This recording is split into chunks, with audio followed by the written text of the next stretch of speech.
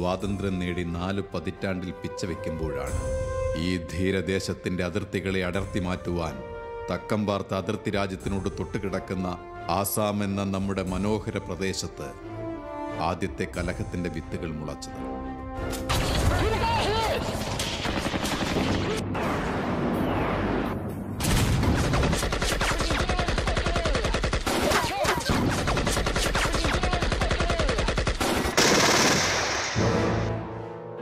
ഏറ്റുമുട്ടലുകളും ഒളിപ്പോരുകളും guerrilla യുദ്ധതന്ത്രങ്ങളും കൊണ്ട് ഭാരതമണ്ണിന്റെ മണ്ണ് അവിടെ വിണ്ടുകീറി.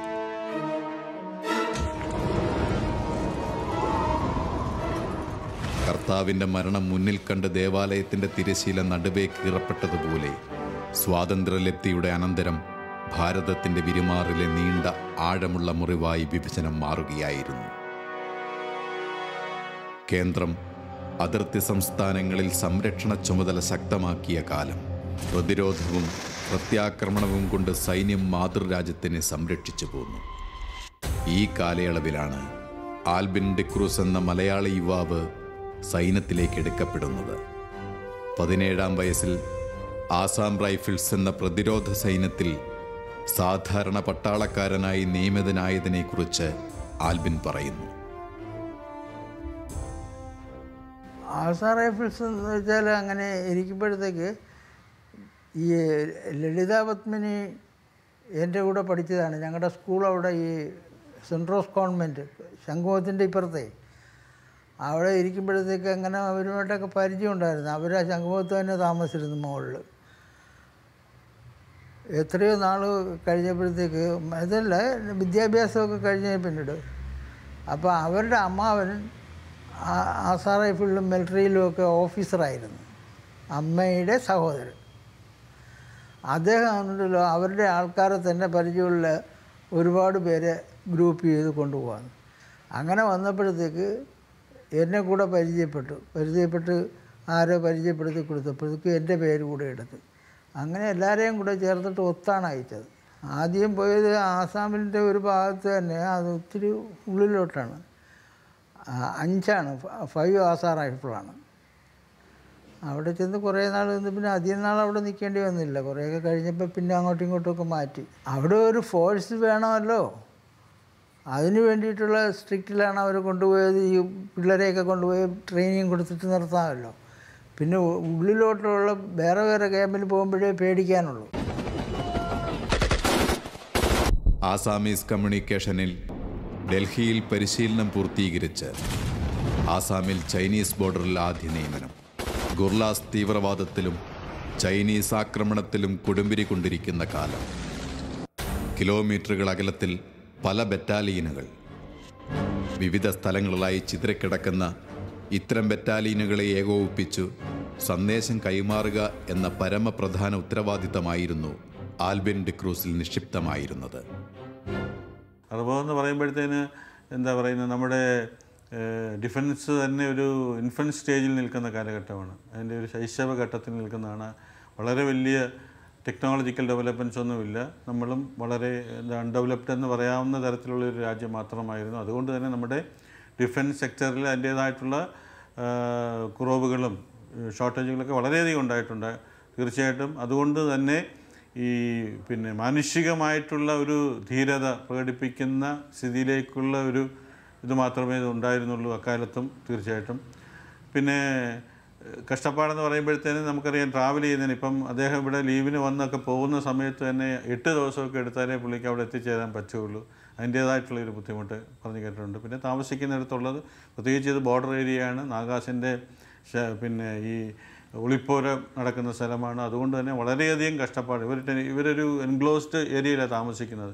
ഏത് സമയത്തും പുറത്തു നിന്നൊരു ആക്രമണം പ്രതീക്ഷിച്ചുകൊണ്ട് ജീവിക്കുന്നതാണ്. അതുകൊണ്ട് അവരുടെ എന്താ പറയുക, ജീവന് തന്നെ ഭയപ്പാടോടുകൂടി ജീവിക്കേണ്ട ഒരു അവസ്ഥയാണ്. ഇന്നത്തെ പോലെ ഒരു എയർഫോഴ്സ് ആയാലും, കാരണം വെച്ചാൽ ഈ പ്രൊട്ടക്ഷൻ കൊടുക്കേണ്ടത് എല്ലാം അങ്ങോട്ടും ഇങ്ങോട്ടും ഒരു കോംപ്ലിമെൻ്ററി ആയിട്ടുള്ളതാണ് ഈ ഫോഴ്സസ് എന്ന് പറയുന്നത്. ഇപ്പോൾ ആർമി എന്ന് പറയുന്നത് എയർഫോഴ്സിനെയും എയർഫോഴ്സ് ആർമിയൊക്കെ അങ്ങോട്ടും ഇങ്ങോട്ടും മ്യൂച്വലായിട്ട് കോംപ്ലിമെൻ്ററി ആയിട്ട് പ്രൊട്ടക്റ്റ് ചെയ്യേണ്ട സാധനമാണ്. പക്ഷേ എന്ന് പറഞ്ഞാലും നമ്മൾ അത്രയധികം മറ്റ് ഡെവലപ്ഡ് കൺട്രീസിനെ പോലെയൊന്നും നമ്മുടെ എന്താ പറയുക ഡിഫൻസിൻ്റെ ആ സെക്ടറിൽ അത്ര ഡെവലപ്ഡ് ആയിട്ടില്ല. അതുകൊണ്ട് തന്നെ വളരെ പരിമിതമായിട്ടുള്ള സൗകര്യങ്ങളും വളരെ പരിമിതമായിട്ടുള്ള എന്താ പറയുക ടെക്നോളജിക്കൽ സപ്പോർട്ടും ഒക്കെ ഇവർക്ക് ലഭിച്ചിരുന്നുള്ളൂ. അതുകൊണ്ട് തന്നെ ഇവരുടെ മനസ്സിൻ്റെ ഒരു ധൈര്യത്തിൻ്റെ ബലത്താണ് അവരുടെ ജീവിതം തന്നെ നിലനിന്നിരുന്നത്.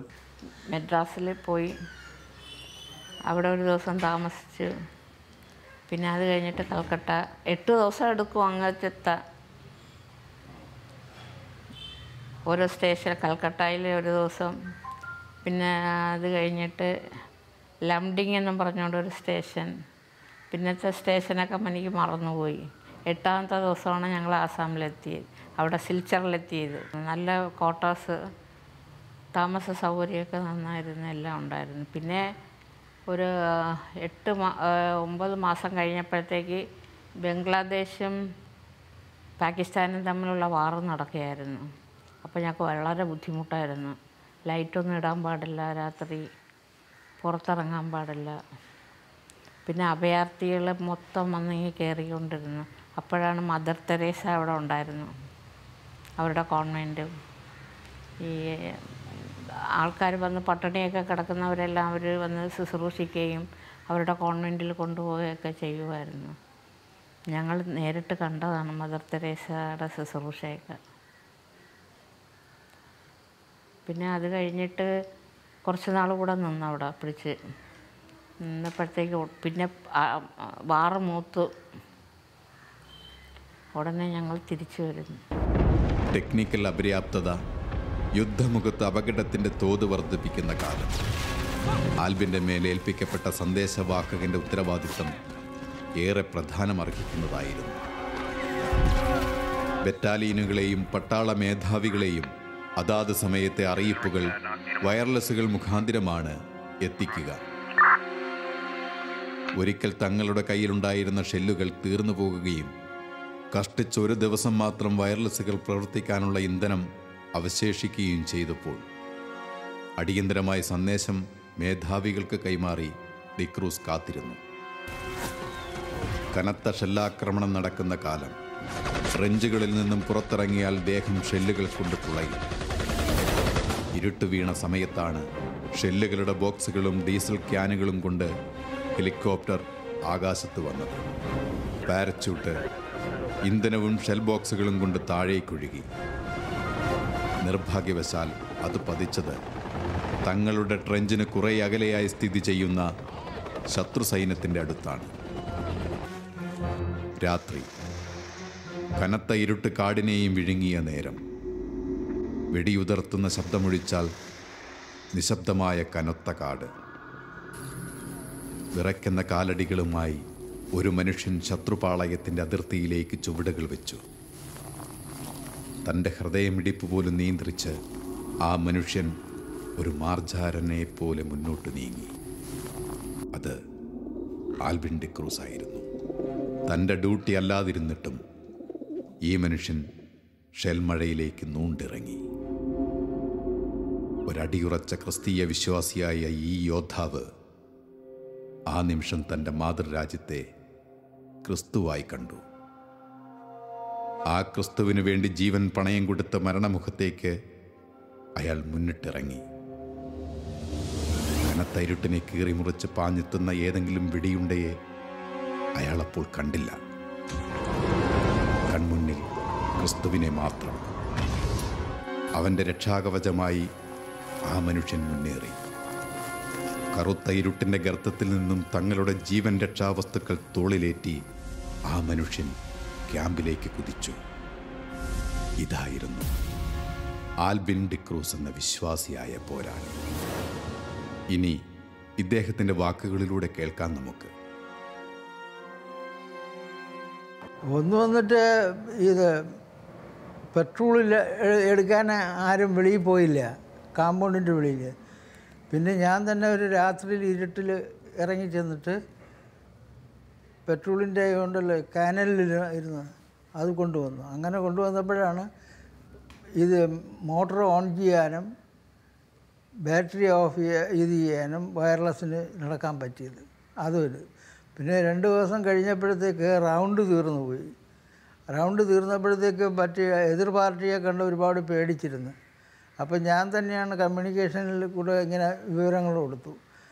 വിവരം കൊടുത്തപ്പോഴത്തേക്ക് അത് ഡൽഹി വരെ അറിഞ്ഞ് അവർ ഫാക്ടറിയോട് പറഞ്ഞിട്ട് ഇങ്ങോട്ട് വിളിച്ച് പറഞ്ഞു എങ്ങനെ കഴിയുന്നതും നേരത്തെ ആവശ്യത്തിനുള്ള ഇത് കൊണ്ട് ഇറക്കിത്തരാമെന്ന് പറഞ്ഞു. അപ്പോൾ ഞാൻ അതന്നെ കാത്തിരുന്നത്. അപ്പോഴത്തേക്ക് ഇത് 2-3 പേര് പറഞ്ഞെങ്കിലേ വരുള്ളൂ. 2-3 സ്ഥലത്തായിട്ട് നേരെ കമ്മ്യൂണിക്കേഷൻ ഇത്ര ദൂരം പോകാനൊക്കത്തില്ല. അപ്പോൾ അങ്ങനെ വന്നപ്പോഴത്തേക്ക് അടുത്തൊരു ദിവസം രാത്രിയിൽ ഒത്തിരി താമസിച്ചപ്പോഴത്തേക്ക് ഇരുട്ടാണ്. പിന്നെ പ്ലെയിനിൽ കൊണ്ടുവന്നിട്ട് അവർ പ്ലെയിനിന് പ്രൊട്ടക്ഷനും ഒക്കെ കൊടുത്തിട്ടാണ് അവർ വന്നത്. എന്നിട്ട് ആ പ്ലെയിനിൽ കൊണ്ട് 2 ലോഡ് ഇറക്കി പാരച്യൂട്ടിലാണ്. അപ്പോൾ പാരച്യൂട്ടായിരുന്നപ്പോഴത്തേക്ക് ഒരെണ്ണം നമ്മുടെ ക്യാമ്പിനകത്ത് തന്നെ വീഴുന്നു, 1 ലോഡ് വെളിയിൽ വീഴുന്നു. വെളിയിൽ വീഴുന്നപ്പോഴത്തേക്ക് എല്ലാവരും പേടിച്ചങ്ങനെ ഇരുന്നു. കാരണം ഇത് മറ്റേ പാർട്ടി വെളിയിൽ അങ്ങോട്ട് കുത്തിയിരിക്കുകയല്ലേ, അവരെടുത്തുകൊണ്ട് പോകുമെന്ന് വിചാരിച്ചു. എന്നാലും ഞാൻ പിള്ളേരോടൊക്കെ പറഞ്ഞ് ഒരുപാട് പേര് ചെന്നെത്തി എടുത്തുകൊണ്ട് പാടാമെന്ന് പറഞ്ഞപ്പോൾ ആരും വെളിയിൽ പോകുന്നില്ല, പേടിച്ച്. രാത്രിയിൽ നല്ല 12-1 മണിയായെന്ന് തോന്നുന്നു, നല്ല ഇരുട്ടറയപ്പോഴത്തേക്ക് ഞാൻ തനിച്ചിറങ്ങിപ്പോയി. തനിച്ചിറങ്ങിപ്പോയിട്ട് ഒരു വെട്ടുകത്തി കൂടെ കൊണ്ടുപോയി, കൊക്കുറി അവിടെ കൊണ്ടുപോയിട്ട് ഈ ചരട് വെട്ടി, അത്ര കട്ടിയുള്ള ചരടാണ്, വെട്ടി മാറ്റിയിട്ട് പതുക്കെ അത് പൊക്കിയെടുത്തുകൊണ്ട് വരാനൊക്കത്തില്ല, അത്ര ലോഡാണ്, വെയിറ്റ്. പതുക്കെ വലിച്ച് മണിക്കൂറുകളെടുത്ത് ക്യാമ്പിൽ വന്നു. അപ്പോൾ ക്യാമ്പിൻ്റെ അടുത്ത് വന്നപ്പോഴത്തേക്ക് അവർ ഗേറ്റ് തുറന്നു അകത്ത് വന്നു. അങ്ങനെ ഒരു ശല്യവും ഇല്ലാതെ അതും കൂടെ കിട്ടിയപ്പോഴത്തേക്ക് എങ്ങനെയെങ്കിലും രക്ഷപ്പെട്ടു. മരണത്തിൻ്റെ മുഖത്തു നിന്നും സധൈര്യത്തിൽ രാജ്യത്തിൻ്റെ സംരക്ഷണം ഉറപ്പിച്ചതിന് ഭാരതം ഇദ്ദേഹത്തെ സൈന്യത്തിൻ്റെ പരമോന്നത ബഹുമതിയായ അശോക ചക്ര നൽകി ആദരിച്ചു. കേരളത്തിൻ്റെ പ്രഥമ അശോക ചക്ര ജേതാവ് ആൽബിൻ ഡിക്രൂസ് തൻ്റെ വാക്കുകളിലൂടെ. ഈ 2 കാര്യവും അപ്പോഴപ്പോഴും തന്നെ ഞങ്ങളുടെ ഹെഡ് ഓഫീസിലും അറിയിക്കുന്നുണ്ട്. അത് ഡൽഹിയിൽ പോയി രാജേന്ദ്ര പ്രസാദൊക്കെ അറിഞ്ഞിട്ട് അവിടെ നിന്ന് ആൾക്കാരെ അയച്ചിരുന്നു എൻ്റെ അടുത്ത്. അപ്പം ഞാൻ കാര്യമൊക്കെ പറഞ്ഞു കൊടുത്തപ്പോഴത്തേക്ക് അവർ പറഞ്ഞു ശരി അങ്ങനെ ഞങ്ങൾ പറയാമെന്ന് പറഞ്ഞ് അങ്ങോട്ട് പോയി. അപ്പോൾ രാജേന്ദ്ര പ്രസാദ് അന്ന് പ്രസിഡൻറ്റ് ഡൽഹിയിലിരിക്കുകയല്ലേ, അവർ പറഞ്ഞില്ല ഇത് പറഞ്ഞാൽ പോരാ, ഈ സ്റ്റേറ്റ്മെൻറ്റ് അയാളെ നേരിട്ട് ഇവിടെ കൊണ്ടുവരണം, ഞങ്ങൾ സംസാരിച്ച് വ്യക്തമാക്കി റെക്കോർഡ് ചെയ്തിട്ട് പിന്നെ നോക്കാം. അങ്ങനെ ഡൽഹിയിലെടുത്ത് സംസാരിച്ചു, റെക്കോർഡ് എഴുതിയെടുത്തതിന് ശേഷമാണ് എനിക്ക് അവാർഡ് എന്തോന്ന് ചെയ്തത്. എന്നിട്ട് അവിടെ തന്നെ അടുത്ത ദിവസം അവാർഡ് തരികയും ചെയ്തു.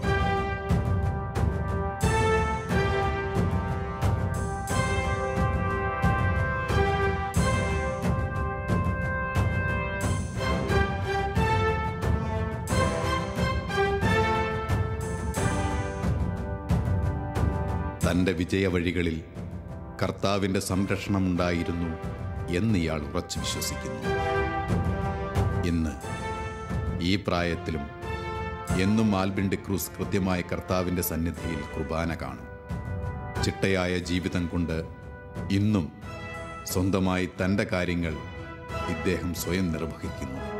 തൻ്റെ യൗവനം മാതൃരാജ്യത്തിൻ്റെ സംരക്ഷണത്തിനായി കൊടുത്ത ആൽബിൻ എന്ന യോദ്ധാവ് ഇന്ന് ഞെരുക്കത്തിലാണ്. അസുഖങ്ങൾ ഏറെ അദ്ദേഹത്തെ അലട്ടുന്നുണ്ട്.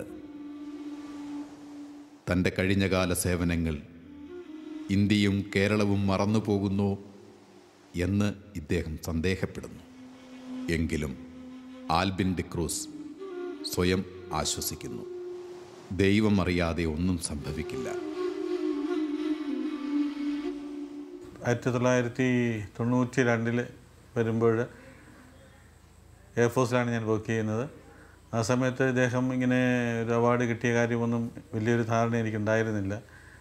8 വർഷം എയർഫോഴ്സിൽ സെർവ് ചെയ്ത് കഴിഞ്ഞ് തിരിച്ചിവിടെ വന്നപ്പോഴാണ് ഇതിനെപ്പറ്റി കൂടുതലൊരു ധാരണ എനിക്ക് കിട്ടുന്നതും അശോക ചക്ര പുള്ളിക്ക് കിട്ടിയതായിട്ടുള്ള ഒരു ഡീറ്റെയിൽ ആയിട്ടുള്ള വിവരം. ആ സമയത്ത് പുള്ളി ഗൾഫിലൊക്കെ പോയിട്ട് തിരികെ ഇവിടെ വന്നിട്ടുണ്ടായിരുന്നു.